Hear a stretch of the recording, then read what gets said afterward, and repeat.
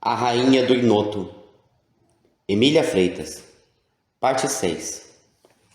É assim que se esvai uma ilusão. Antes de sabermos o que viu o Dr. Edmundo no Inoto, voltemos à povoação da Passagem das Pedras e lancemos uma vista sobre os nossos conhecidos. Saberemos também o que se disse de seu brusco desaparecimento. 3 dias depois, em casa do Sr. Martins, que havia voltado precipitadamente da fazenda do Posto do Capim, reuniam-se algumas famílias, e pela consternação do semblante, palavras a meia voz, conselhos separados, via-se que ali se passava alguma coisa fora do comum. Como de fato Carlotinha adoecera, Ana Rosa, que tinha vindo, também disse: "Venha ver, minha madrinha, como ela tresvaria." "Não tenho ânimo", exclamou a mãe, encostando o rosto ao portal do quarto. "Ai, minha filha, minha Carlotinha que morre", e disparou a chorar. As mulheres cercaram-na e fizeram com que se afastasse dali, procurando consolar aquele coração de mãe prestes a ser ferido. "Já veio o médico?" perguntava impaciente. "Já está receitando", disse Dona Paulina. "O que disse ele? Como achou minha filha?" Ele não disse nada. Sentou-se ao pé da cama, tomou-lhe o pulso, viu a língua e perguntou se doía a cabeça, o corpo, e ela respondeu que a cabeça doía, porque estava cheia de pedras do areré. O médico abanou a cabeça, saiu para a sala, esteve falando com o Sr. Martins e depois receitou. "Não vieram ainda os remédios?" tornou Dona Raquel a perguntar.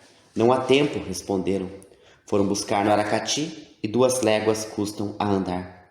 O Sr. Martins passeava no corredor a passos largos, com as mãos nos bolsos, resmungando contra tudo.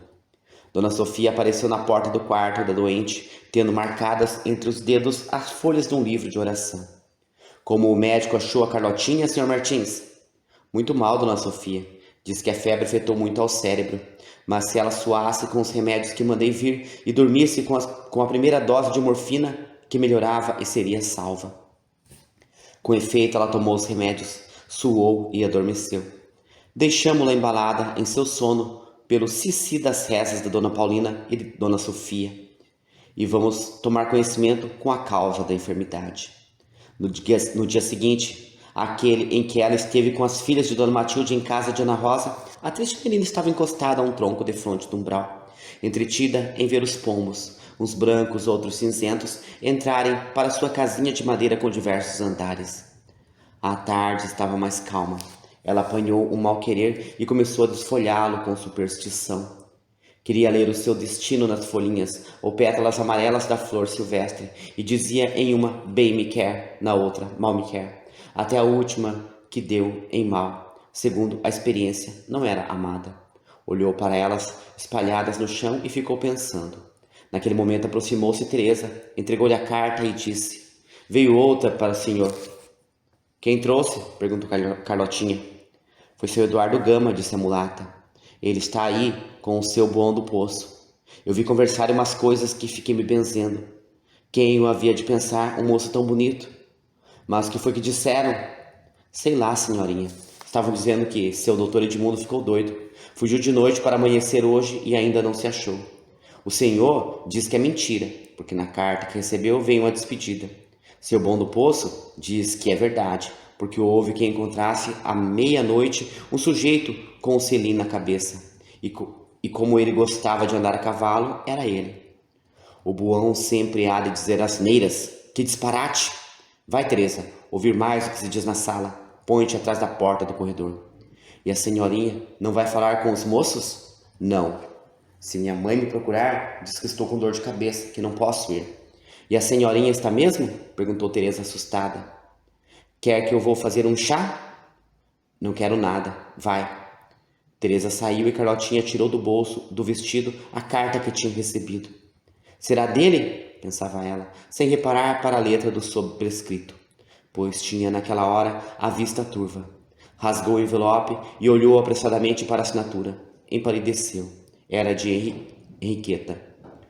Atirou com ela para longe e depois foi buscá-la e leu: "Minha querida Carlotinha, o portador desta é Eduardo Gama, que vai da parte de mamãe convidar teu pai com a família para assistir no sábado vindouro o meu casamento e de Dona Malfina.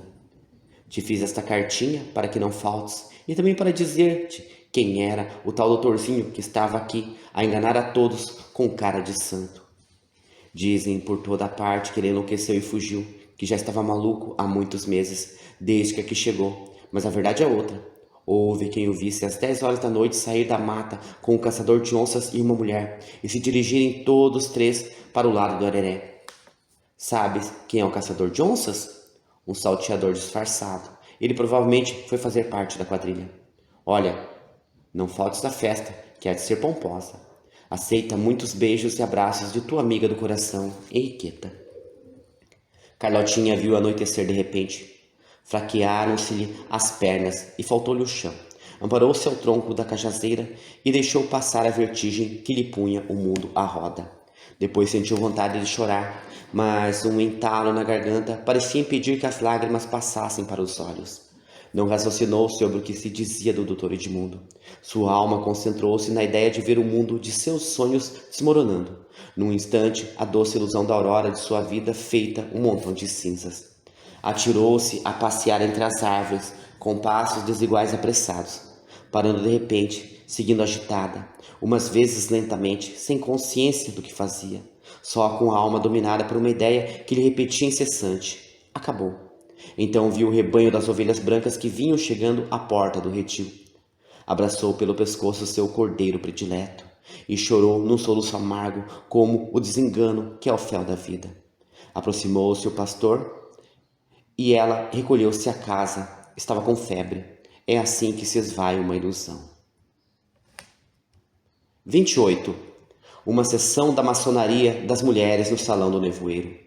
Dava meia-noite no relógio da torre pontiaguda do palácio da rainha do Inoto, quando o doutor Edmundo, fingindo Odete, sentou-se em seu lugar e patenteou-se à sua vista um verdadeiro milagre de arte.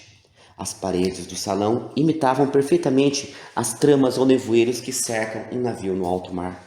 O mosaico do ladrilho representava o oceano doce e calmo, e no teto estava a imitação do céu, levemente azulado e nebuloso, deixando ver a lua que derramava uma luz branda misturada de poesia e saudade. A nova Odete, por baixo da máscara, abria muito os olhos para ver os rostos de uma centelha de mulheres que, ao avaliar pelas aparências, as mais novas teriam 24 anos e as mais velhas 40, e entre elas havia algumas admiravelmente belas. O trono da rainha do Inoto era uma espécie de morro, cujas brancas areias pareciam prateadas pelo luar. Sobre aquele cômoro artificial havia uma enorme concha marinha, onde se sentava a soberana misteriosa, coroada de louros e sustentando uma lira de marfim com cordas de ouro. Via-se, espalhados pelo nevoeiro, pequenos barcos em forma de cisnes, cheios de paladinas empunhando os remos. Entre os diversos grupos que enchiam o recinto do salão e que não se podia abranger de um golpe de vista, distinguiam-se as da orquestra. Estavam vestidas de cetim verde e tinham os cabelos semeados de pirilampos. Uma delas, sentada ao piano, esperava que a maestrina desse o sinal, enquanto outras, sustentando suas harpas, flautas e violinos, olhavam para ela na expectativa. Rompeu, enfim, a música, acompanhando um hino de uma beleza extasiante. Parecia subir e descer na escala cromática de todos os tons maiores e menores. Ora era doce e melancólico, como a voz do sentimento em uma balada amorosa. Às vezes alegre e vivo, como o prazer ressaltante de uma louca felicidade. E terminou com entusiasmo guerreiro. O silêncio tornou-se tão profundo que se poderia ouvir o bater das asas de um inseto. A secretária falou assim: irmãs na fé, irmãs no desterro, a soberana do Inoto, a musa do nevoeiro, vos faz saber que a sessão de hoje não é a sessão ordinária. Adstrita às cerimônias da lei, é uma sessão livre, extraordinária, na qual ela deseja dizer algumas palavras a muitas de suas paladinas. Dentro em 3 dias partiremos para os assaltos do bem. Vamos guerrear a injustiça, proteger o fraco contra o forte, entrar nos cárceres para curar os enfermos, lançar-se às ondas para salvar os náufragos e atirar-se aos incêndios para lhe arrematar as vítimas. Quem não estiver pronta a perder a vida pela fé jurada pode assinar seu nome no livro da covardia. E apontou para um grande livro, em forma de morcego de folhas negras, que estava aberto em cima de um essa, no meio da sala. Nenhuma se adiantou para o livro. Então a secretária da sociedade disse: venha a primeira ordem. As paladinas têm por divisa submissão e vontade. Adiantaram-se diversos grupos de 13 cada um, mas só uma delas possuía o grau 13. Era uma moça loura de olhos azuis e lânguidos. Tomou a frente e inclinou-se diante da rainha. Tende por vós ou por vossas companheiras, disse esta, alguma queixa a fazer-me? Ou alguma graça a pedir-me? A graça que tenho a pedir por mim e por minhas companheiras, disse ela, é a de continuar a vos servir por toda a nossa vida. Voltai, disse a rainha com bondade, e trabalhar por ganhar o primeiro grau da segunda ordem, trabalho e coragem. Adiantou-se a segunda dividida em grupos de 10, cada um ajustado desde o primeiro grau até o 10º, que cabia a mesma do ofício ou da indústria que exerciam, conforme o merecimento. O Dr. Edmundo reconheceu logo a barqueira e a norte-americana maquinista do caminho de ferro subterrâneo. O maior grau desta ordem era o da engenheira diretora da estrada de ferro e das fábricas, que era também norte-americana, baixa e gorda. Muito vermelha e já idosa, falou em inglês. God save the Queen of the Meadows. I'm grateful for your kindness. You are adored by your people, and I am the representative of the fidelity of the servants' queens. A rainha respondeu no mesmo idioma. I thank you, Constance Harriel. You are a favorite of mine. Veio a terceira ordem composta do exército de terra e de mar e trazia na bandeira intrepidez e sutileza.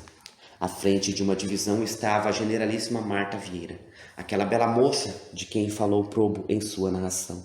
À frente das marinheiras estava Inês Race, com o título de almirante. As paladinas desta fração vestiam a turca, da outra a indiana. Ali haviam todos os postos do exército e da marinha dos países civilizados, com a diferença de que não eram ganhos nem por vilanias, nem por inúteis derramamentos de sangue. Se obtinha as promoções, enxugando lágrimas, salvando vidas, frustrando planos nocivos e evitando-se crimes. Era isto que chamavam assaltos do bem. A equipagem está pronta, Inês Race? Perguntou a rainha do Inoto.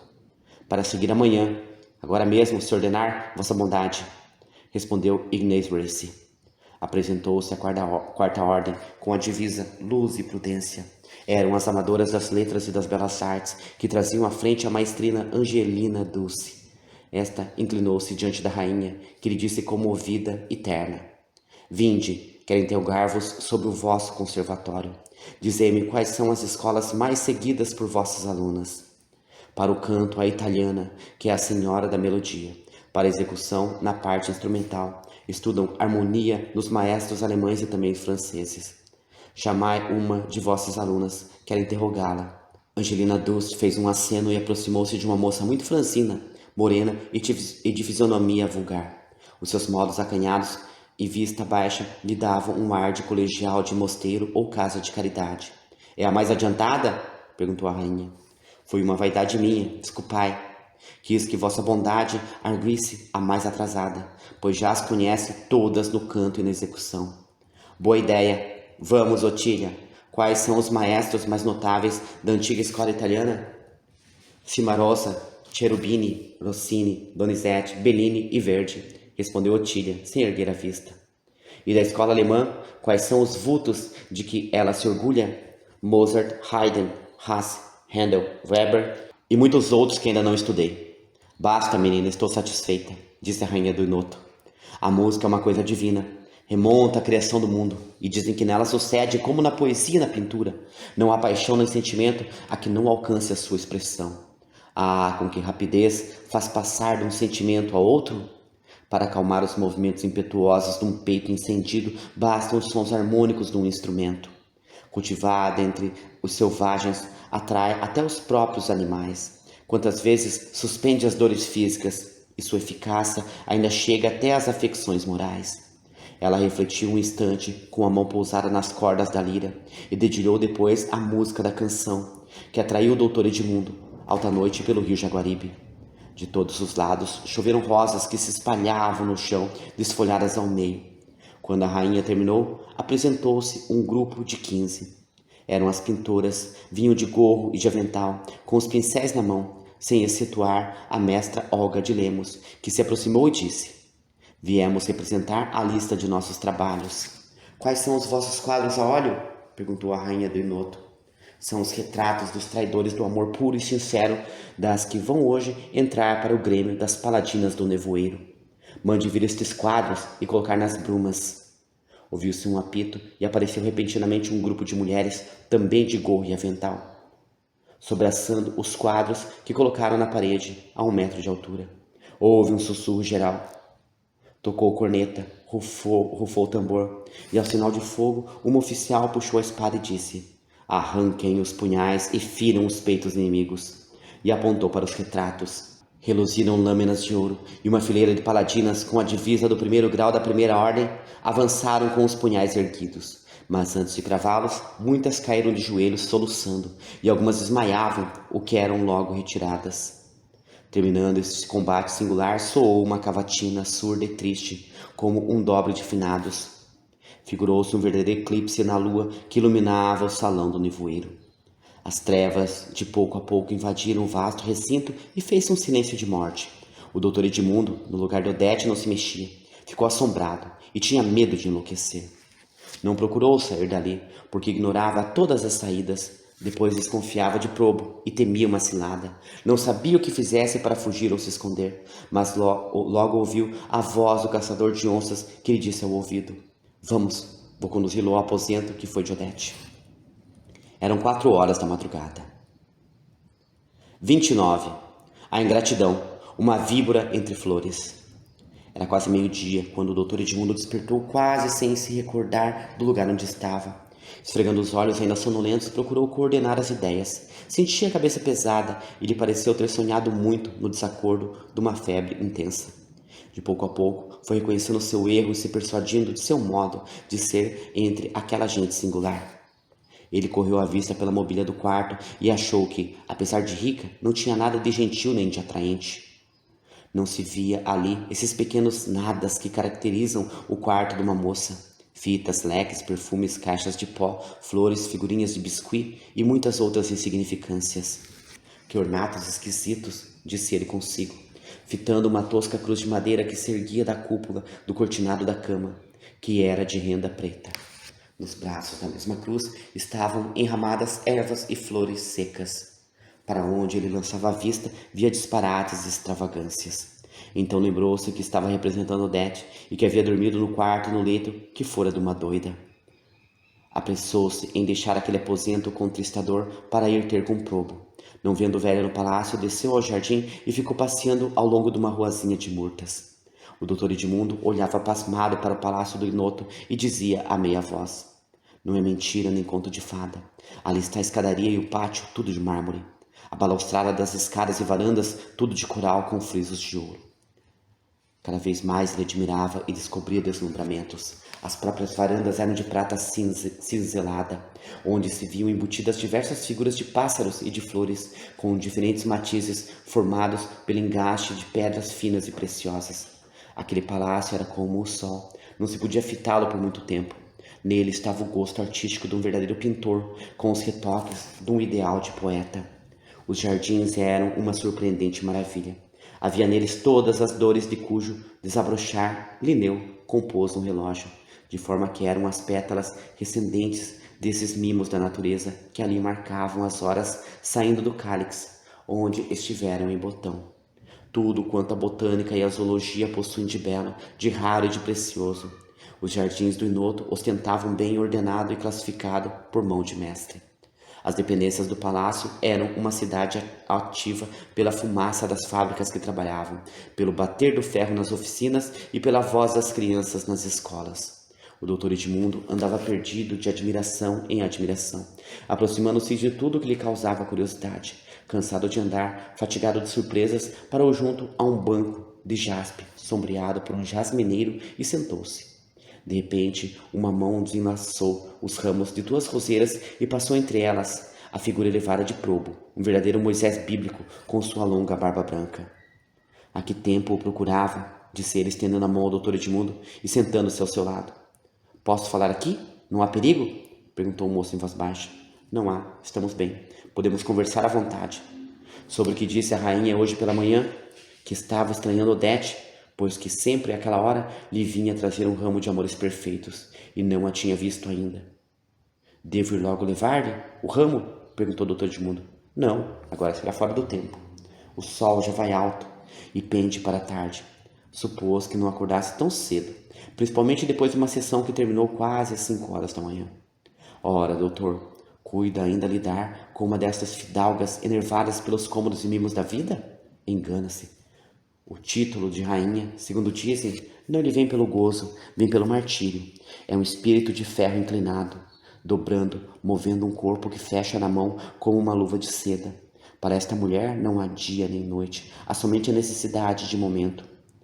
Ela deita-se sempre calçada, atacada e pronta para seguir a qualquer ponto. Tem o sono tão leve que poderia despertar ao rumor sutil de uma pétala de rosa lançada na água. Oh, exclamou o doutor Edmundo, mas por que tanta inquietação? Julga-se cercada de perigos? Tem muitos inimigos? Nada, disse o velho. É que ela é a força centrífuga dessa sociedade de malucas. Por que as chamam malucas? Porque são mesmo. Não vê o senhor uma fortuna como esta tão mal empregada em benefícios que só elas conhecem? Vivem errantes, obscuras, perdidas no seio da humanidade, como areias no fundo do oceano, no seio das vagas, quando podiam gozar de tudo o que é dado na vida ao poder do ouro.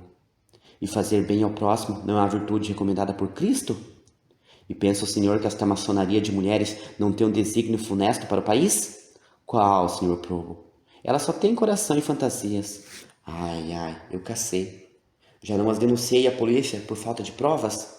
Mas, meu amigo, disse o velho com mistério, eu não lhe dei entrada aqui com outro fim. Foi para ajudar-me a descobrir a trama e levá-la ao conhecimento do governo. Mas, senhor, o que tem o governo que ver com elas? Disse o doutor Edmundo, indignado, sem fitar o rosto daquele velho ingrato e traidor, que já lhe estava causando asco. O que tem o governo de ver com elas? Tem muito. Ele não autorizou esta sociedade secreta. Este tesouro acumulado na mão deste diabo deve ser considerado um crime.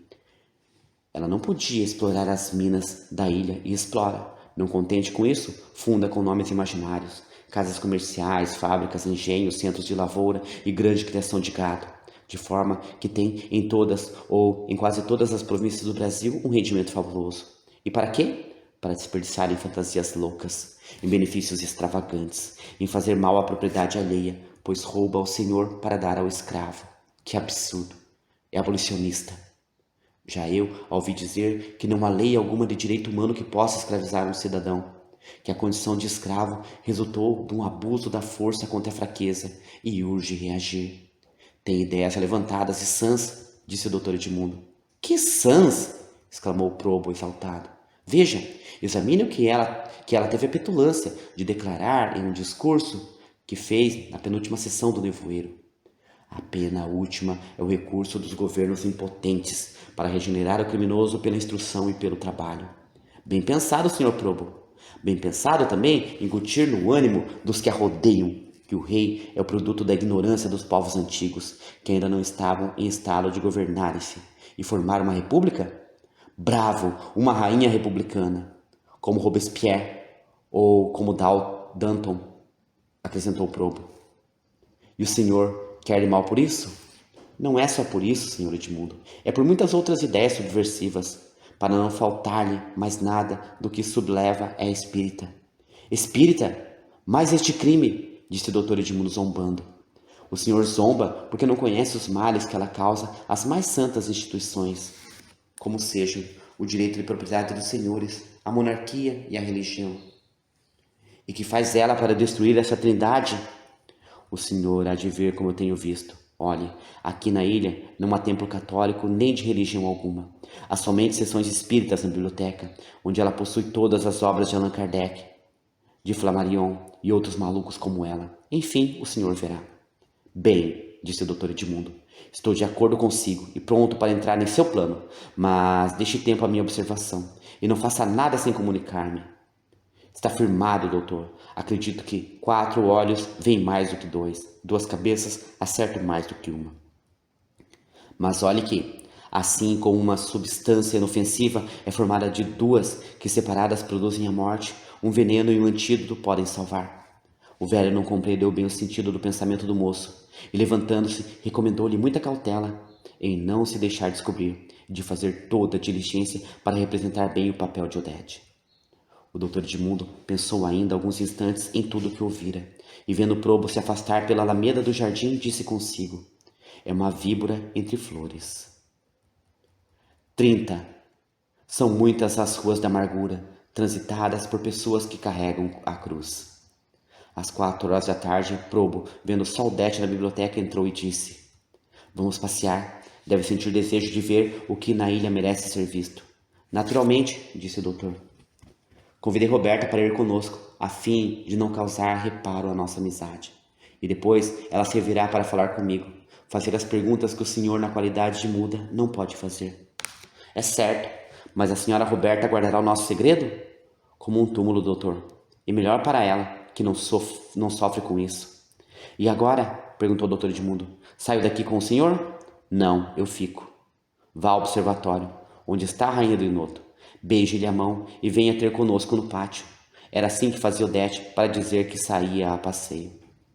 E se ela disser que não vá? Não diz, mas, se por acaso disser, torna a beijar e saia. Minutos depois, o doutor Edmundo ia ter com Roberta e Probo no pátio. E saíram juntos do jardim. Pouco tinham andado quando encontraram algumas mulheres de touca e avental de cozinha, trazendo carneiros, perus, patos, galinhas, capotes, pombos, outras aves e animais. Para onde vai isto? Perguntou Roberta. Uma delas respondeu: é para o almoço que a rainha vai dar amanhã na sala das estações às avezinhas do ninho dos anjos. As enjeitadas? Sim, ela é mãe de todas. E a mulher seguiu em busca das companheiras. Quando ela se distanciou e já não podia ouvir, o doutor Edmundo perguntou: que edifício é aquele de frente cinzenta com rótulos e frisos brancos? É o purgatório, asilo de todas as criaturas inutilizadas pelo sofrimento, que a rainha recolhe e protege, procurando curar as que têm cura e consolar as desenganadas, disse Roberta. É bastante espaçoso. Tem muitas divisões, tornou ela, para os loucos, os cegos, os paralíticos, os velhos e ainda para os empregados. Vamos ver de perto.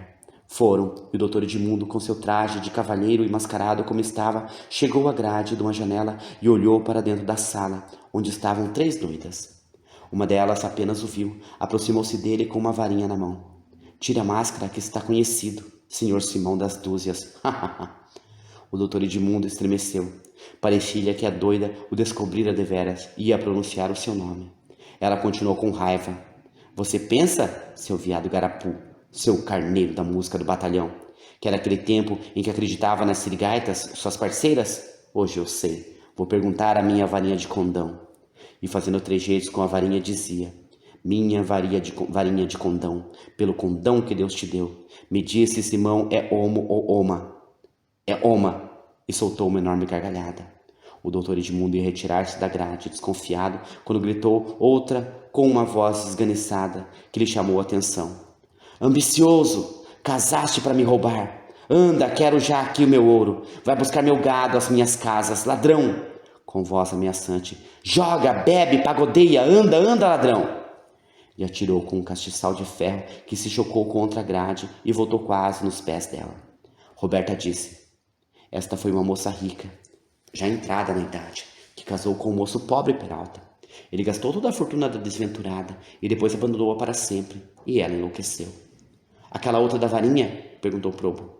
Aquela era uma moça bastante feia e bastante tola. Apaixonou-se por um oficial do exército que morava no mesmo quarteirão da rua. Ela entendeu ser correspondida, somente porque ele, ao passar pela janela, a cumprimentava, sem querer lançar-lhe a vista.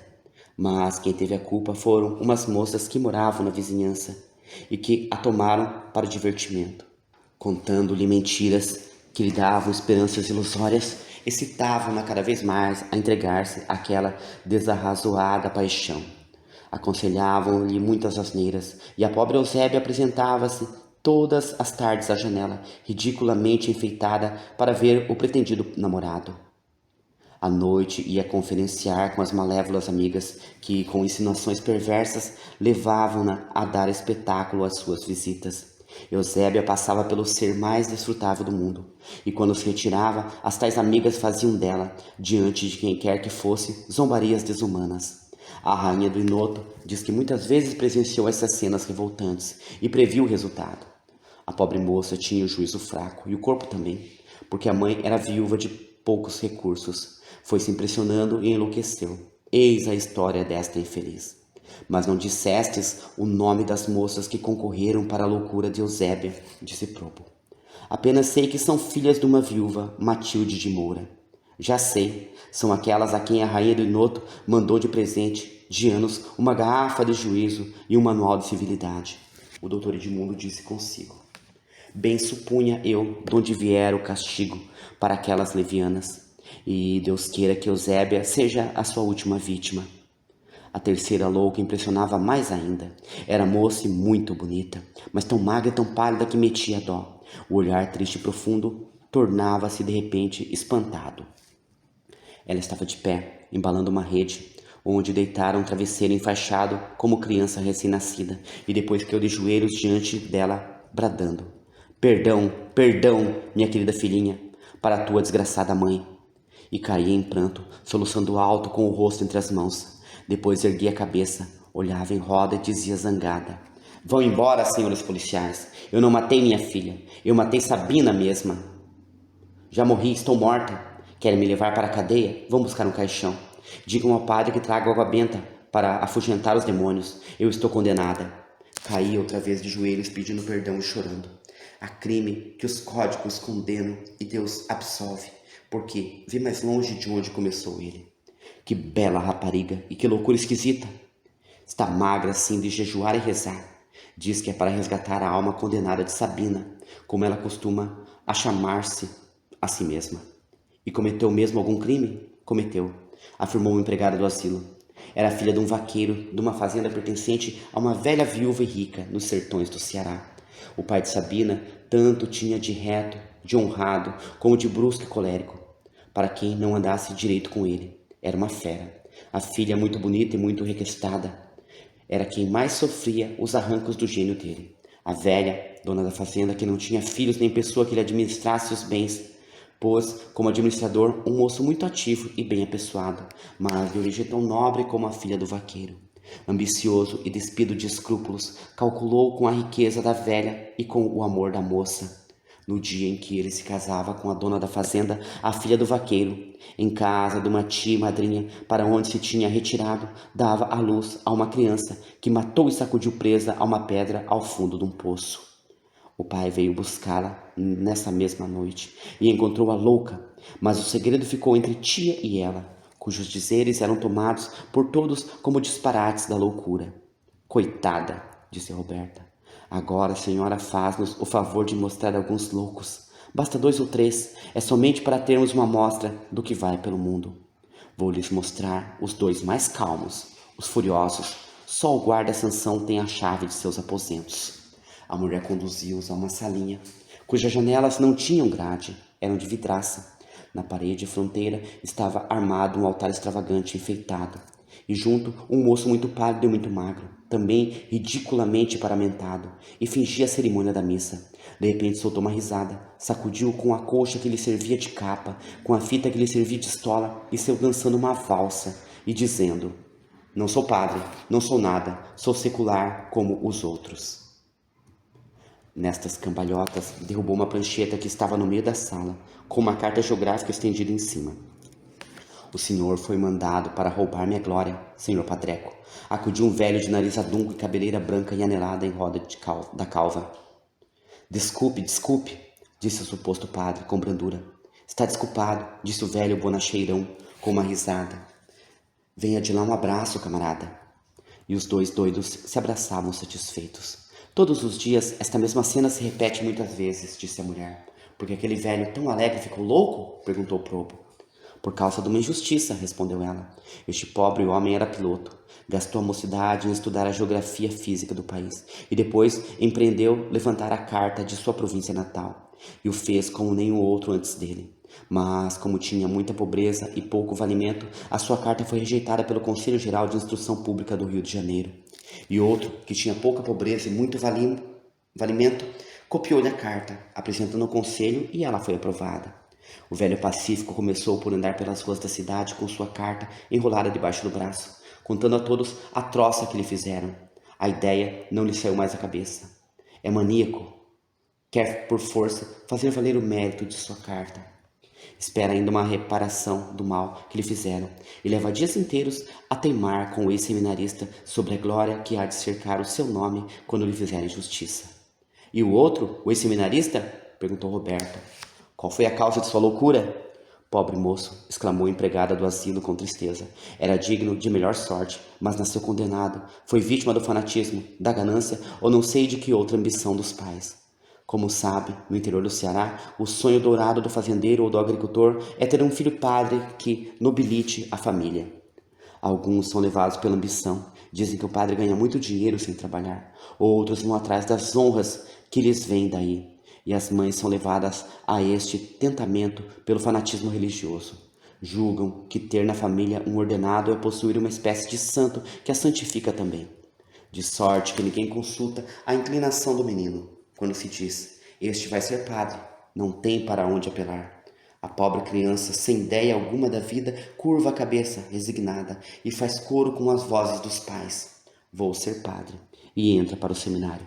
Foi o que aconteceu, o infeliz Pio. Poeta de gênio exaltado, sem nenhuma vocação, amando no silêncio de sua reclusão e combatendo a vontade de ferro dos pais, sucumbiu na luta, perdeu o juízo quando estava para tomar as primeiras ordens. Para termos uma mostra do que vai pelo mundo, disse Roberta, basta-nos a história desses 5 desventurados. Mas, apesar de já termos cansado a paciência com perguntas, desejamos que nos mostre, se não lhe for muito incômodo, 1 ou 2 mártires do recolhimento dos desconsolados. Isto não é comigo, mas vou pedir licença à diretora do purgatório para ir acompanhá-los até os desconsolados. A mulherzinha voltou logo. Chamava-se Madalena. Era muito ativa e havia sofrido muito. Tinha uma história muito longa e muito dolorosa, como a dos infelizes loucos que ela cuidava com tanta paciência. Introduziu os visitantes em uma sala onde se via mulheres de todas as idades, com sinais de todos os sofrimentos morais e físicos que inutilizam o corpo. Estava uma com uma paralisia agitante e um aneurisma na aorta, causado por um aperto de garganta que o marido lhe dera quando bêbado, cambaleando, voltava uma noite da taverna. Estavam 2 cegas muito parecidas, tendo ambas olheiras muito visíveis. Quem são aquelas 2 cegas que se parecem tanto? Se uma não fosse nova e a outra velha, poderiam ser gêmeas. São mãe e filha, disse Madalena. Cegaram de chorar. Como? É possível? Sim, esta senhora é viúva. Tinha um filho muito bem comportado e que era o seu arrimo, da irmã e de 2 tias velhas doentes. Veio um mandão da aldeia, por intriguinhas pequeninas, recrutou-o e mandou-o para a capital, a fim de que o embarcasse imediatamente para a Guerra do Paraguai. Debalde foram os empenhos de uma pessoa bem intencionada que se compadeceu delas, porque esses empenhos chegaram tarde, e o filho da viúva, seguindo para a guerra, desapareceu para sempre, como engolido por um terremoto. Morreu de certo, e elas, desde o que viram partir, entraram a chorar, e choraram tanto que cegaram. A moça estava para casar, perdeu a vista, o irmão e o noivo. Depois das 2 cegas, notava-se uma velha alta, desempenada e de feições romanas, que estava de pé junto à grade da janela, passando pelos dedos as contas de um rosário e cochichando rezas. Naquele rosto sulcado pela mão da idade e pela dor, via-se ainda os primeiros traços de uma beleza raríssima. Mas de seus olhos, de sua boca, de suas faces cavadas, transparecia uma tristeza tão pesada que vinha oprimir a alma de quem se aproximava. Tenho uma enorme cicatriz na garganta, disse Proba meia voz. Foi um golpe de navalha, acudiu Madalena. Ela tentou suicidar-se. Ah, meu Deus, por quê? Perguntou Roberta. Porque a cruz dela foi mais pesada que a das outras. E faltou-lhe a coragem para chegar até o cimo de seu calvário. Esta infeliz, quando foi colhida pela rainha do Inoto, vivia em companhia de uma coleção de irmãs solteiras, já bastante velhas e pobres, umas verdadeiras santas, pacientes e rezadoras.